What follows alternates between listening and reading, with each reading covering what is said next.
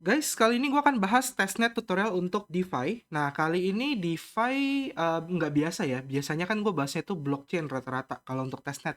Tapi kali ini DeFi-nya cukup menarik, di mana dia DeFi-nya ini tuh tujuannya untuk menyediakan likuiditas di berbagai jaringan, khususnya untuk protokol wormhole nih ya. Jadi dia ada kaitannya dengan wormhole crypto yang kemarin gue sempat bikin juga tutorialnya. Nah, yang menarik adalah si Pike Finance, nama projectnya ini fokusnya borrow and lending, terus dia juga bisa leverage, terus dia juga bisa dapat earning atau passive income dengan cara menyediakan likuiditas untuk beberapa blockchain sekaligus. Dan yang menariknya adalah biasanya DeFi kalau kita eh, menyediakan dana atau likuiditas di blockchain A, maka earningnya hanya terbatas untuk transaksi di blockchain A doang. Nah, sedangkan di Pike Finance, dia ini cukup unik, di mana kalau kita menyediakan likuiditas di blockchain A, lalu terjadi interaksi di blockchain B, C, dan D, maka kita bisa mendapatkan earning atau reward dari blockchain B, C, dan D. Padahal beda blockchain. Nah, itu yang pengen diusung oleh Pike Finance dibandingkan DeFi-DeFi lainnya gitu ya.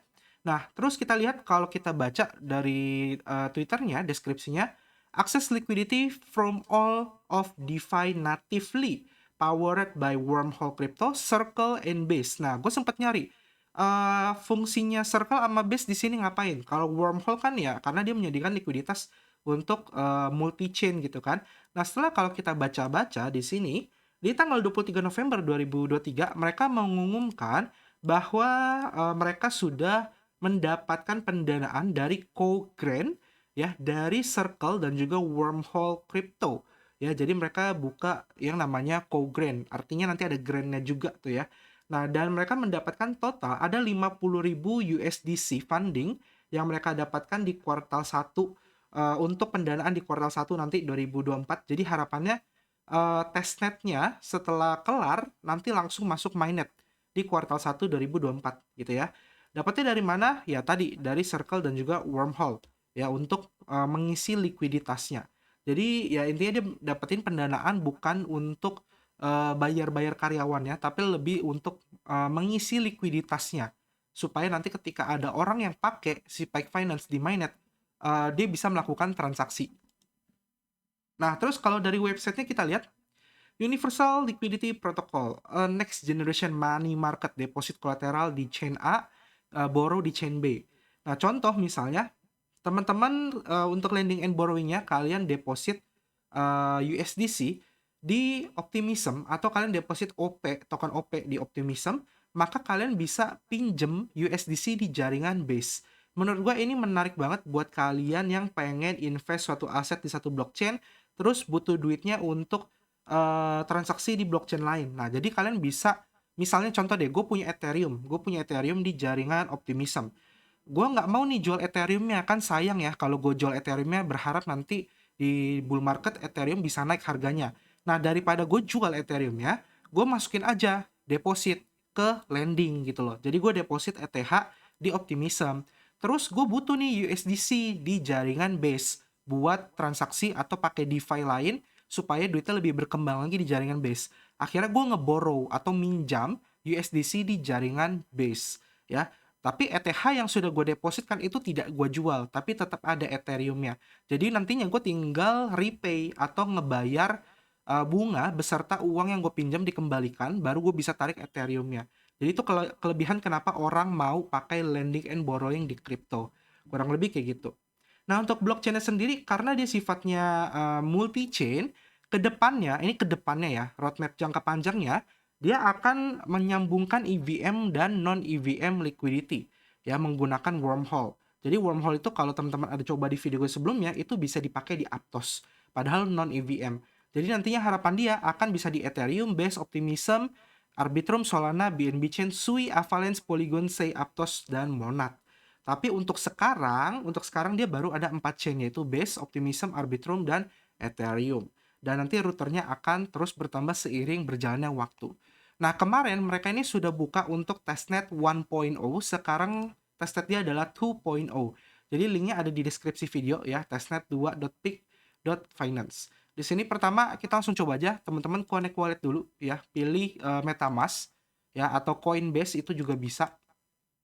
Nah, nanti akan muncul di sini, kita diminta untuk mengganti ke jaringan testnet. Nah, di sini gua akan pakai Arbitrum Goerli aja ya. Gua akan pakai Arbitrum Goerli. Nah, kurang lebih seperti ini. Atau teman-teman mau pakai Optimism Goerli itu juga bisa, Base juga bisa. Kalau pakai Goerli layer 1 bisa, tapi gas fee-nya kan mahal ya walaupun testnet. Kecuali kalian punya banyak Goerli silakan. Ya, jadi kayak gitu. Nah, ini kita close. Nah, kalau udah kita masuk ke tahap selanjutnya. Sedikit tambahan aja deh ya, gue yakin nanti kalau gue nggak kasih tahu ini teman-teman ada yang nanya lagi klaimnya di mana. Jadi gue akan kasih tahu, untuk ngeklaim faucet ya, di sini ada websitenya, nanti gue akan taruh linknya. Ini ada Arbitrum Sepolia, ada Polygon Mumbai, ada Optimism Sepolia, Base, Ethereum Goerli, Ethereum Sepolia. Ini kalian klaim aja, tiap hari kalian klaim, tiap 24 jam sekali kumpulin. Jadi suatu saat ketika ada testnet lagi, kalian udah siap dananya gitu loh, dan kalian nggak ribet lagi nanya kok klaim di mana kayak gitu ya. Jadi ini kalian tiap hari klaim aja kalau bisa. Untuk klaimnya kalian hanya butuh akun Alchemy, kalian bisa registrasi dan itu gratis. Kalau diminta untuk masukin kartu kredit itu nggak perlu, kalian close aja, kalian tutup. Yang penting sebatas kalian udah bisa login, kalian masukin wallet address kalian di sini ya, terus kalian tinggal klik send me ETH. Nanti kan dapat 0,5 Arbitrum Sepolia ETH. Ya, kurang lebih kayak gitu. Ada juga Optimism dan lain-lain. Oke, next. Nah, sekarang balik lagi ke testnet 2-nya. Di sini karena gue punya dana 0,5 0,8 ETH, gue akan depositnya secukupnya aja, yaitu mungkin sekitar 0,2 ya. Nah, ini kita coba lihat dulu. Oh, ini dia minta switch to Ethereum Goerli Network. Ya udah, kita ganti dulu. Nah, ini kalau di Goerli gue punya banyak. Gue punya 86 sebenarnya. Jadi gue masukinnya 5 aja. 0,5, sorry, 1. Kolateralnya kita nyalain. Karena kolateral ini, aset kita yang kita depositkan, itu akan dijadikan sebagai jaminan. Supaya kita bisa minjem aset. Nah, itu fungsinya dari kolateral. Nah, ini kita supply ETH. Kita masukin. Ingat ya, dapetin ETH Goerli, linknya ada di deskripsi yang tadi, faucetnya ya. Atau kalian bisa ketik ini, goerlifaucet.com. Gitu ya. Nah, ini lagi deposit, kita tunggu sampai berhasil. Gitu ya, kita tunggu sampai dia berhasil. Nah, itu kan bisa lihat ya. Your deposit of Ethereum has been executed on Ethereum Goerli. Dan ini sudah masuk 1 ETH ya, testnet. Supply APY-nya 1%. Nah, ini kita return to dashboard. Nah, karena tadi kita udah nyalain kolateralnya, otomatis sebaiknya kita udah bisa minjem aset gitu loh. Nah, untuk minjem kan tinggal klik aja di sini bagian asset to borrow, aset yang bisa dipinjam ya, ada USDC, ada ETH, ada OP dan ARB. Ini jaringannya beda-beda, ARB di Arbitrum, OP di Optimism, ETH di Ethereum, USDC di CCTP. Nah, ini kita borrow aja. Contoh gue mau minjem, kita ke Base. Nah, kayak gini. Ini di baseku juga harusnya ada Ethereum ya, gua ada Ethereum di base. Jadi buat gas fee ya. Nah, ini gua akan minjem 25% atau kita bikin jadi $400. Seperti ini ya. Pilih base, jaringannya base, borrow USDC. Oke, nah kalau dia ada muncul kayak gini, not enough reserve.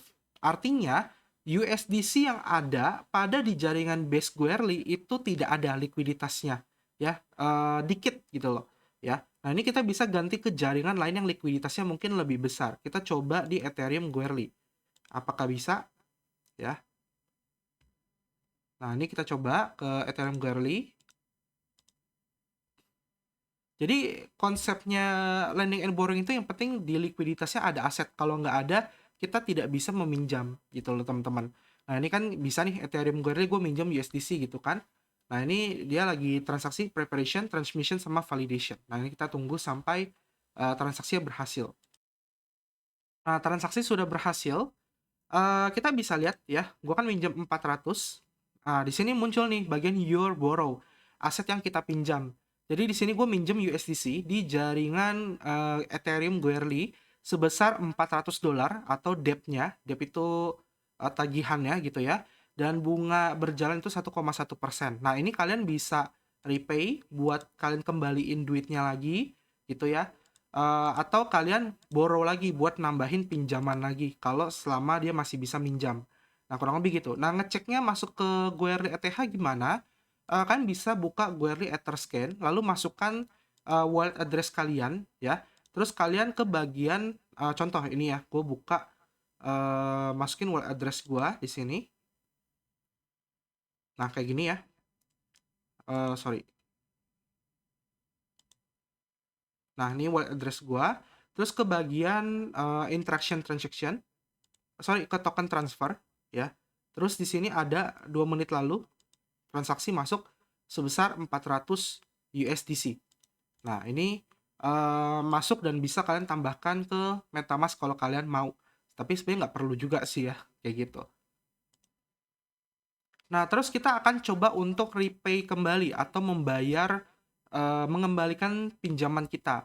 Caranya kalian ganti dulu ke jaringan Goerli Network. Di pojok kanan atas kan lihat ada Base, Goerli, Optimism, pilih Goerli Network. Karena tadi kita minjem USDC-nya itu di jaringan ETH Goerli.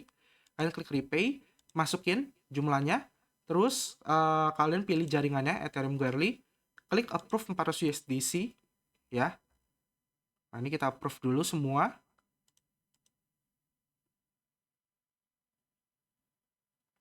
Kita tunggu sebentar. Kalau udah, klik tombol repaying USDC. Dan repayment of USDC has been executed on Ethereum Goerli. Artinya kita sudah berhasil mengembalikan uang yang kita pinjam. Nah, ini balik ke dashboard. Nah, terus sisanya ya paling teman-teman bisa explore lagi lebih jauh terkait fitur-fitur yang ada di Pike Finance. Sebenarnya ini fitur-fiturnya pun juga masih dikit banget, belum banyak. Jadi gua rasa ini tuh kayak masih early testnet gitu loh.